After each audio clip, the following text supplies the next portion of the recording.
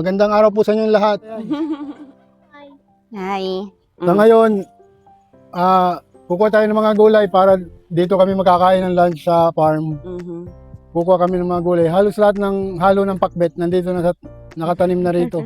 Kaya So wala, that's our menu for today. parang ang binili lang namin yung sibuyas sa kamatis. Yung Bawang. yung kamatis dito maliit pa, paano hindi pa namumunga. Pero lahat nandito na. Yay, simulan natin sa... Kuha muna tayo ng mga talong. Look at that. I-close up po natin ang ating talong. Yung mga talong, malalaki na sila. Yay. Ito. Awesome. Yan, ito.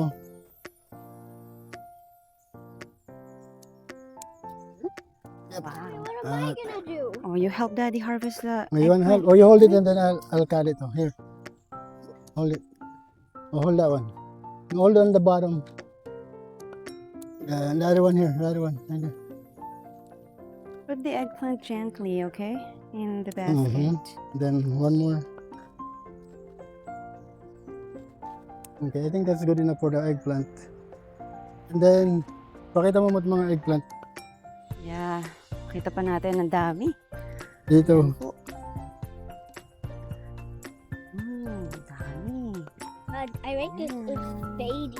Shady. Okay, gumanda na. Parang nahirapan pa po ako mag-control ng camera. Yan o. Ayan, ang dami. Oh, malalaki dito. There you go. Marami silang bunga. Right. Yan. Daddy, here's a big one. Dito. Wow. Yan. This is huge. Oh, hold it. Oh no, no, that is That a one. big one. This one, hold that one. Oh, wait. There you go. Huge, humongous egg. Let me see the basket. Wow. Tapos ngayon, mangunguha tayo ng Mommy, come and see.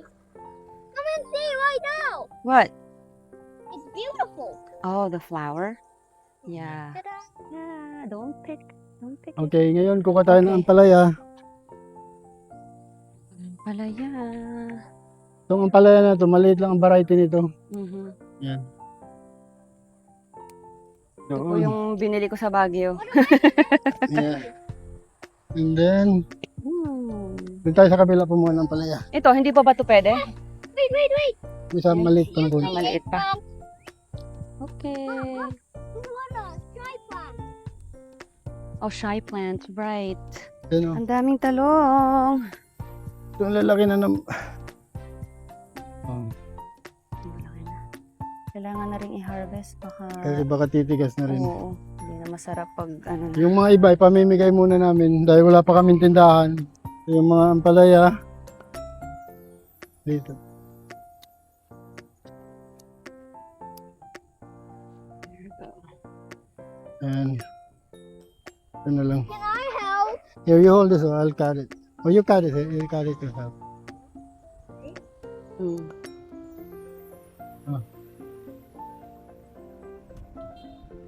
Yeah. Oh, wow. There Good job. you go. You know, we're going to get okra. Oh, oh. Yeah. Is that it for the ampalaya? Marami na yan. Okay. Tapos, dito okra. Hmm. Where? Okra. Yung okra, kung minsan, namimiss namin ipi, kaya tumitigas na siya. Ito na lang gagawin na lang naming binhi. That's giant. Giant. Yeah. Mm. Siling panigang, bumubunga na rin. Daddy, Mm. Daddy, Daddy. Kasi ito Baby, naman, wait. siling labuyo. Yeah. Yan. Yan. Go.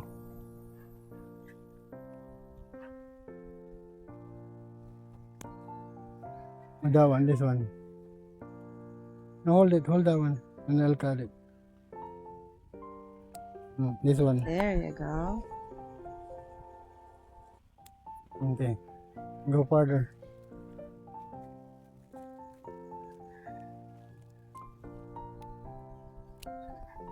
You like the flowers? They're pretty, right? More flowers, more bunga. That one. Okay, put it there. lot of okra. Ate Giselle's favorite. I could just tell. Yeah, she likes it very much. Marami na ano. Initin ko muna kung ano pa pwede pa. Pero kung Grab my sunscreen. Sunscreen. I have sunscreen in my bag. pag nababali pa, pwede pa siya. Mhm. Why? We will go on the other side. Okay, ngayon kukuha naman tayo, kalabasa. Yun, nabuhay ba ang mga Ito. kalabasa? Yan. There you go. Ay! Ang cute! Yan na. Yan. Kukunin na natin, lulutuin Yan na natin. siya. Ooh, maliit na variety din. Ano? Pwede na ito, nagdidilaw na. Ooh. Show it to me. Show it to the camera, baby. We'll go get some sitaw. String beans. Let's go. Yep. But only one pumpkin. Yeah, we only need one for our pinakbet. Let's see our harvest. Yay! Look at this. This is some kind of glue. Yes, some kind of glue. In Tagalog, we call it dakta. String beans. Oh, bakit Sitaw. hindi dun sa ano? Paano maraming langgam? Maraming langgam. Daming langgam. And Yeah.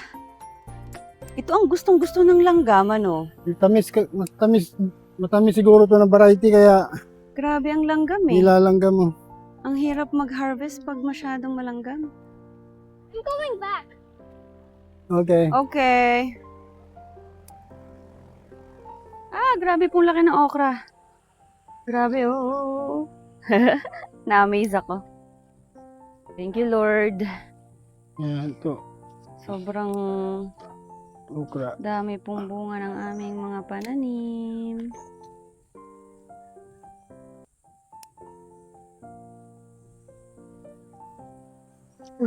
Uy, muntik na ako dun.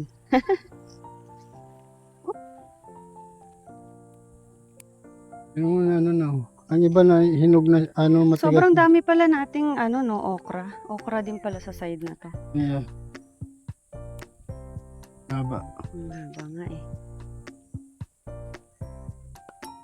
Pero malutong pa, no?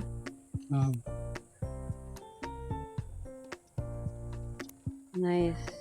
Ang iba mamaya ko na lang ipapapitas. Yeah. Dahil Ang importante po ay ang aming kakainin muna. Magluluto po muna kami. Saka na po yung iba.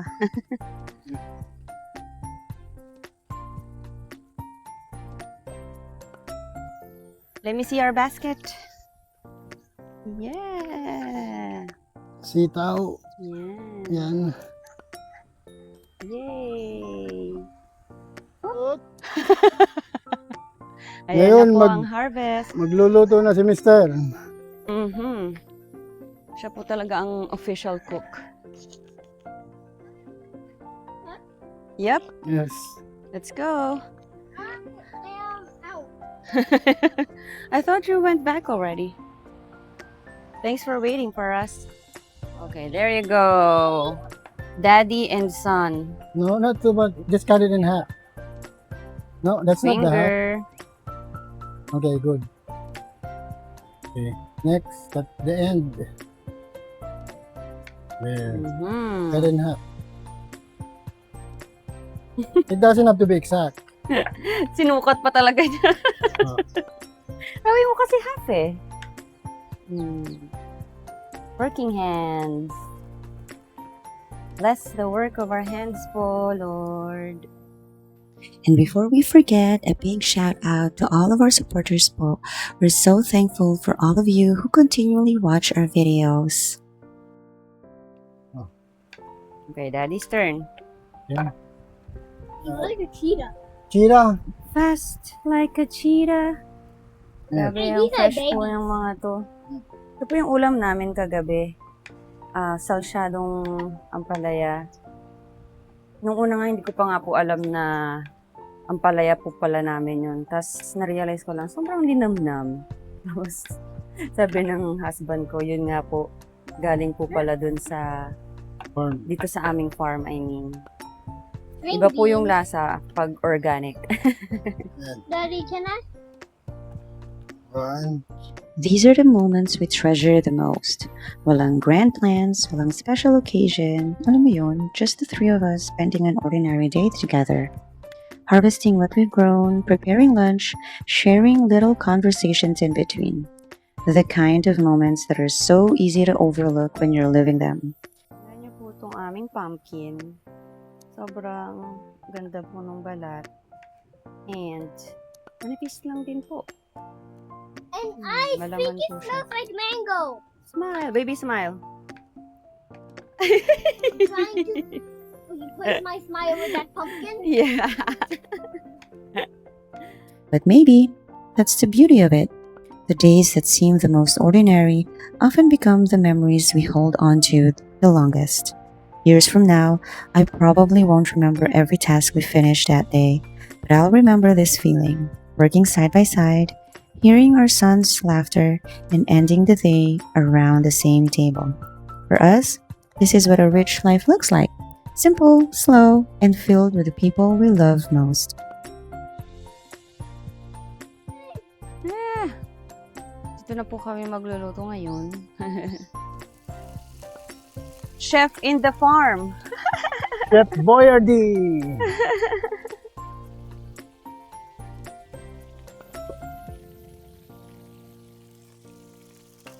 Oopsie.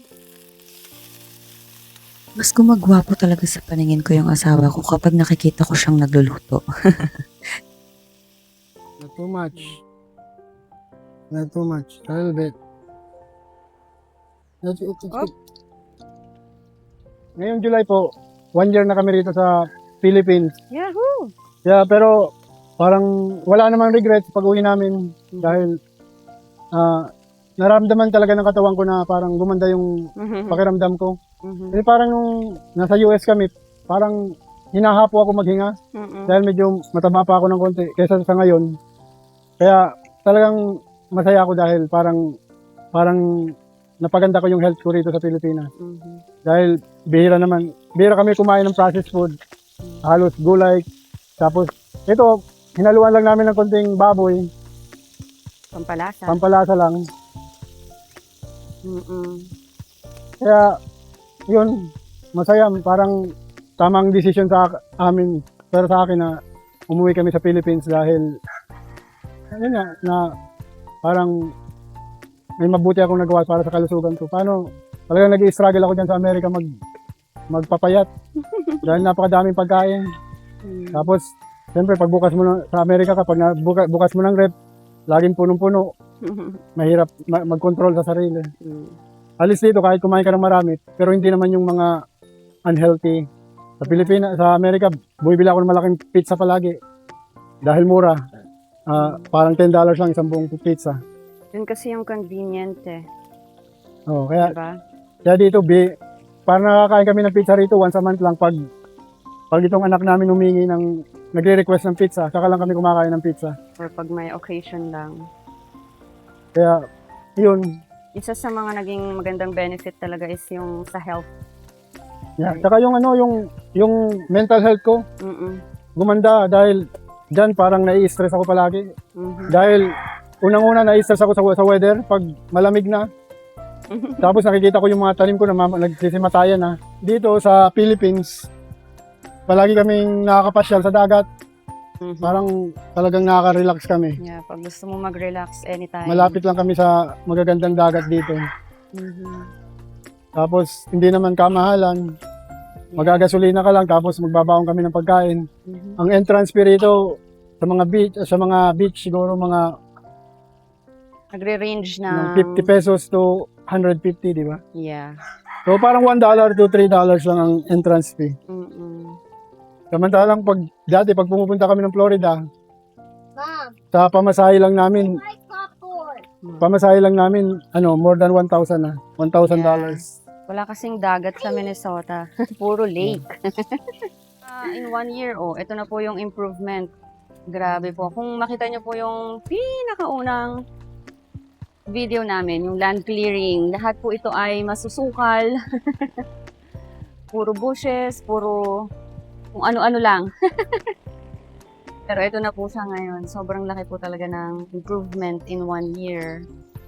Yeah, paunti-unti lang. Aware naman po kami talaga na sa first maybe 2-3 years talagang Yeah. nasa building stage po ang farm. So kailangan po talagang maglabas ng pera. Talagang palabas po lahat ng pera sa building stage. Kaya po somehow nagbi-build din po kami ng other streams of income besides dun sa meron na kami para makatulong din po sa pag-build namin dito sa farm. Ito pong YouTube, thank you. Thank you po sa inyong lahat dahil malaking suporta po ang nagagawa nyo para sa amin. And we're so grateful kasi nagsisimula na po mag-grow ang ating munting Hold on. community. Saka ngayon, marami na kaming mga hayop.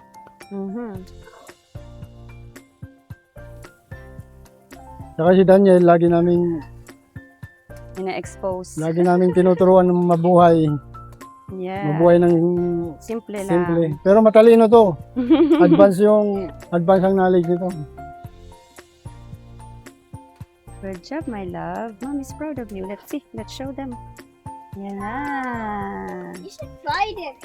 Yeah. Are you No, telling that to me or to the audience? Audience. To the audience. Yeah, when they visit us, we'll let them cook for us. Is that what you mean? No, they're not at 7, you know. What do you mean by that? Explain. You can come here if you want. Time to visit us, right? And you should definitely try the pandesal. Oh, the pandesal, yeah. We'll let them try the pandesal. Pupuntahan po namin ang aming baby kambing. Nanganak na po yung isang kambing. Actually, kwento ko na ba? Kwento ko na. Dalawa po kasi yung babaeng kambing na binili ng asawa ko. Yung isa po ay pinaampon muna namin. Wow, pinaampon muna namin dun sa caretaker ng school dito sa katabi ng lupa namin. Pinalahian po niya yung aming kambing sa barako niya. So, ito po, nabuo na siya at nanganak na po siya. Kaya atin pong kilalanin. Kilalanin ang baby. Tingnan natin. Ayan na. Me. Ay, hindi kita ang baby. Protective si mommy eh. Oh, ay, ang cute. Oh my goodness. Ang cute-cute. Sandali, i-close up natin siya. Todo na yun. Todo na yung close up na yun. Oh my goodness. Hindi pa rin siya super close up. Ay, sandali lang. Baka suwagin ako ni mommy. You know naman, protective ang mga moms. Videohan lang namin. Pwede bang buhatin? Ang cute! Oh my gosh, ang cute! Oh! First time ko makakita. Ilang araw na yan? Ay, tumatalon-talon. Aww. Ayun na yun. Ang cute. So, how many days na siya? 4 days. Ay, ay, ay, ay. Ayun na yun. Lapit na dito. Asis! Parang aso. Ah, hello. Ay, ang cute. Oh, ayan na po. Babalik na po. Oh, huwag ka na magalit. Ay, sus. Pero nagdahan ito na saro. Aww. Laro na babae. Ito na po. Nakakabad na po sa linturo. Kambing. Ang cute. Ayan, ano na siya. Milky. Aww. Malakas yung dugo ng ama kasi color brown eh. Oh. Wow. So, ang usapan po, yung susunod na anak ay sa amin na. Yan po ang aming usapan. Lagi sila po sila ng nakabanda. Oh. Ay, ang cute! Nagdedede! Ah, cute! Oh my goodness. Ah, cute talaga. That's it for now po. Hope to see you again. And as always, thanks for watching. Bye!